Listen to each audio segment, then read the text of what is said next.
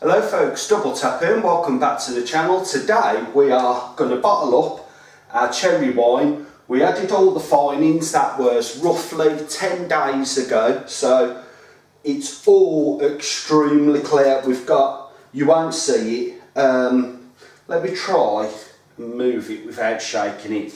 The very bottom of it, I don't know if you can make it out on the camera, but there's about 1/4 of an inch of sediment down there, and I'm trying to keep it as still as possible. So let's pop that down there. Got all our corks, we've got our cappers, we've got the corking machine there, we've got 6 brand new bottles. I've got all my stuff right in here. We've got a load of Star San in there because I wanted to do a beer kit and things like that today. I can get this open, that is, without busting the bottles. So yeah, I've been doing all that this morning, but these are absolutely crystal clear.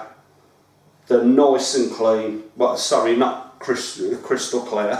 It's a green bottle. The crystal clean is what I meant to say, but even so, I want to get these into the Star San just to, you know, doubly make sure that everything's good with them.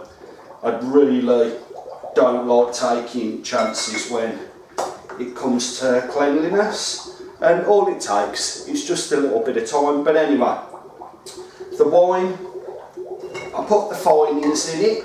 That was 10 days ago, so that means that wine has been in that demijohn for round about a month now. It took a good couple of weeks to ferment out.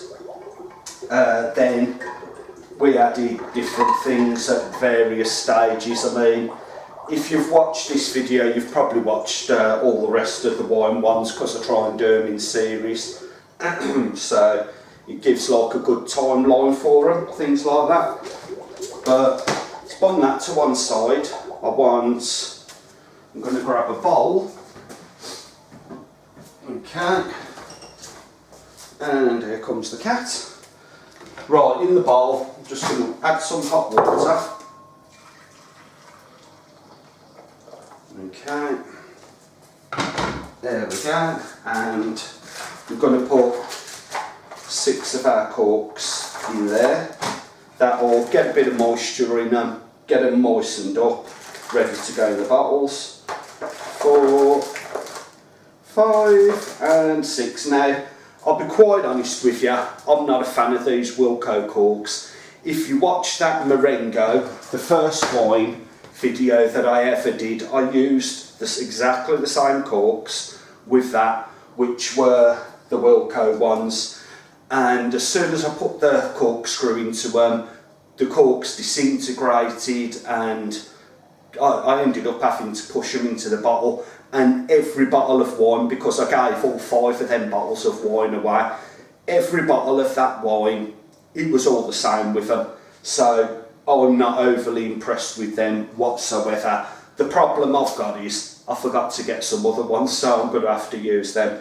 So what I'm going to do is next, once all this lot's sterilised, I'm going to give it 15-20 minutes in there. I'll empty out the Star San, then we're going to filter the wine into that fermenter. I'm going to come down the bottle and it'll be like an extra filtering system for it, so I think that's what we'll do next, folks. Right then, all our bottles are nicely sanitised, as you can see. Still got bits of foam and that in there, but don't worry about it. Right, I'm going to need my siphon, so let's get our sediment trap on there. As you can probably see, we've got our bottling fermenter that also had all Star San in it, so everything is nice and clean. Let's get the bung out. Right, all we're going to do with this is going to take it proper steady. We're going to put it in at the top and watch it as it goes down, down, down, until we get to near the bottom part. So let's put that in.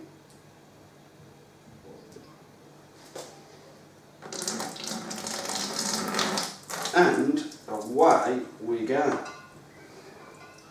Right then, it's going to go quite quick. Gravity is fantastic when you want it to be. And I've got the level for the sediment trap about there. Let's get that a little bit closer. This smells absolutely fantastic. I can smell it from here. Right, going to go all the way down. Don't know whether to carry on recording it or not, but might be a little bit boring. I'll cut the video here and I'll show you the finished results when we've got it in the fermenter, folks. Didn't take too long. Let me give you a little look at what we got left with. We'll start with the demijohn. I mean, can you see that thick sediment at the bottom? And luckily enough, it stayed exactly where it was. None of it come out into the siphon. Got a little touch of wine left in there. That smells absolutely lovely. And now I'm going to show you this cherry wine, because it looks and smells absolutely fantastic. I hope you can see that rich cherry colour in that, because it looks brilliant. Right then, moving on to our next part. So I think I'm going to set this up now. I've got my good old bottling wand. I'm going to move that over there a little touch. I'm going to make sure that's off, of course, and set that up. Right then, I'm going to move the camera so you get a better look at this when we're going to fill these wine bottles up. Now got my new bottle in position and everything is looking good. I want to make sure though, because the camera's way over, this is a really long kitchen, this is. I want to make sure that we're recording, so. Yeah, okay, I can see the recording button now, I couldn't see it. Right then, let's get this turned on. There she is, filling up. Lovely jubbly. And here's to our first bottle of cherry wine giving in. Hell of a lot easier bottling with these bottling ones. It's so much more better than turning a tap on with the filtering siphon. It's so much easier. God, it really is. The only thing with these is because the tap is a good 1.5 inches above the bottom line on here, you end up having to tip them. So what we're going to do is we're going to take it all the way up to the top of the neck. And there we go. Because by the time you've taken the wand out, you've got enough room in the neck for your cork. So, lovely jubbly. Let's fill another one up. Might as well get another one done while you're here, folks. Like I was saying, you will get traces of the star san in here. Don't worry about it. It's food grade sanitizer. In my opinion, it's probably the best one out there. It is a bit more expensive, but it's well worth the money for peace of mind, knowing everything is sanitised to a food grade level. It's a no-brainer not to be buying decent equipment. Right then, we're almost done, so I've got to keep my eye on this one. We don't want it flowing out everywhere.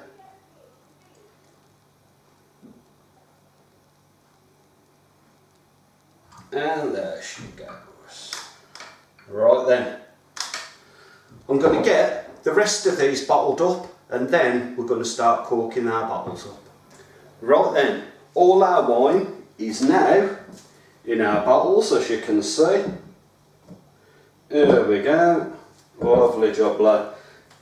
We even got a bit more left over. Do you know what? I'm going to try something here. Let me put the torch on my phone. Let me get out of that. I've only just thought of it, else I'd set it up. This phone is so crap, it's unreal.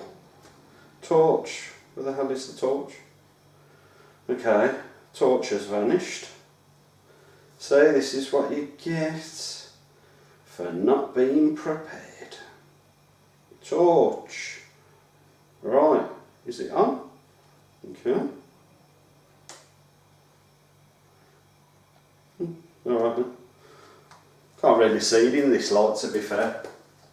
So we try and get it. Yeah, I don't think you're going to get them colours coming through. You might do like that. And it looks, I mean, I'm looking at the camera screen, I am. That looks pretty clear to me. It smells absolutely beautiful. Let's put that down there. So, cheers folks, let's try a little slurp. That is lovely and clear, that is. Can't see anything floating in there.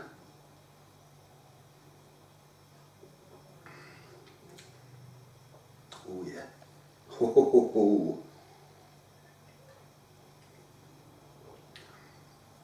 Oh, that's strong, man.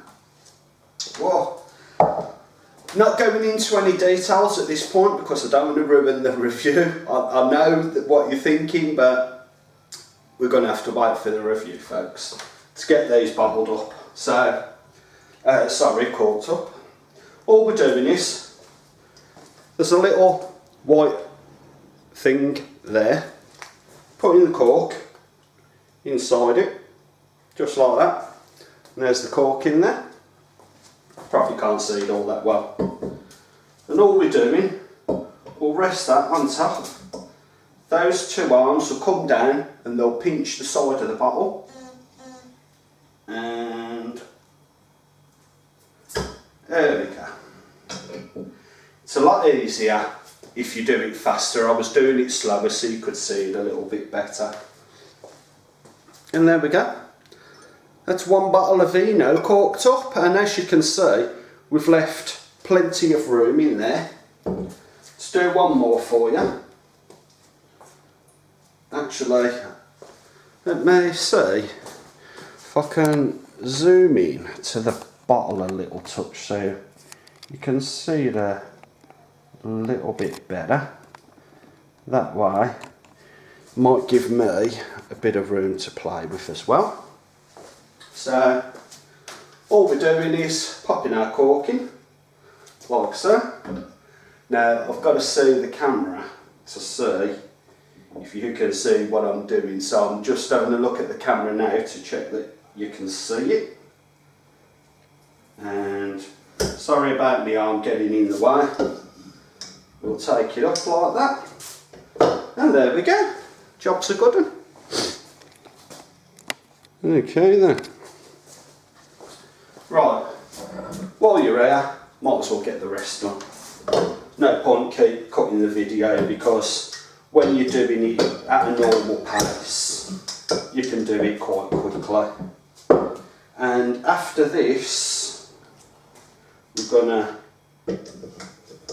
put on our bottle seals, which I'll show you in a minute. Because I'm not used to capping beer bottles, I keep on going to put the cork on top of the bloody bottle. Silly boy. Right, so all our bottles done. So next, I'm going to show you how we're going to put these on, but I'll be zoomed in next to the kettle to do this because we need steam in order to do it. So I think we're going to try that one next, folks. Let's pop all of these on.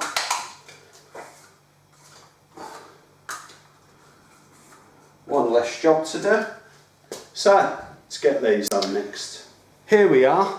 We've got our bottles. These are what we want to seal to the bottle. So, I'm using a knife because all I'm going to do is hold the top of it like that.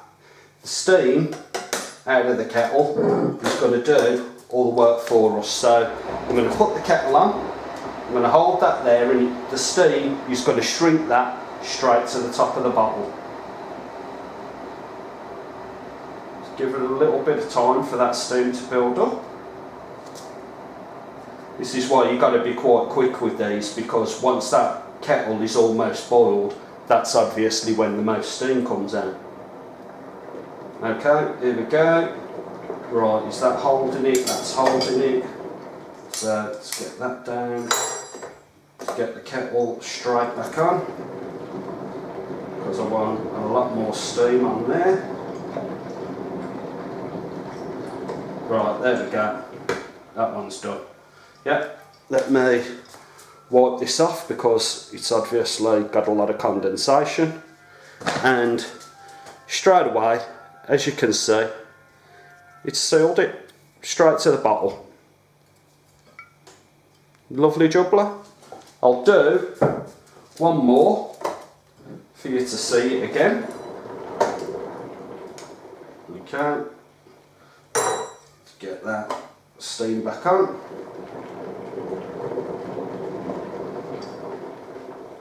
Okay, is she on there all the way? Not yet. There we go. Yep, lovely jubbler. I'll wipe this off again. And I'll just show you. It's lovely on there, that is. But obviously, because you're working with extremely hot steam, you don't want your hands by it. That's why you keep the knife on top until it starts clinging. Then you can take the knife off and turn the bottle as you're doing it. So I'll crack on, get the rest of these done, and we'll take it from there. Right then, everything's all finished, folks. Let me show you one of the finished results, so you can see really how easy it is. There's no mystery to it. If you've never done it yourself, give it a go. Take it easy because of the steam and that. It's so simple. But we've got our 6 litres of cherry wine plus a little bit more. I am so happy with the way that cleared it. Leaving it the full 10 days. I mean, some people leave it a day, maybe 2. I'm really glad that I left it the 10 days to totally clear that wine. And when you smell it, you can smell the cherries now. I couldn't smell it earlier, but you know, when I just tilted the glass like that, I got a whiff of the cherry from it. I'm going to properly enjoy this. But anyway, I think we'll leave it there. I hope you liked the video. If you did, don't forget to give us a thumbs up.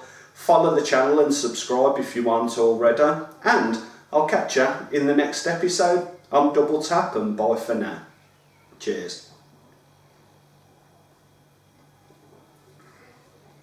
Oh, lovely jubbler.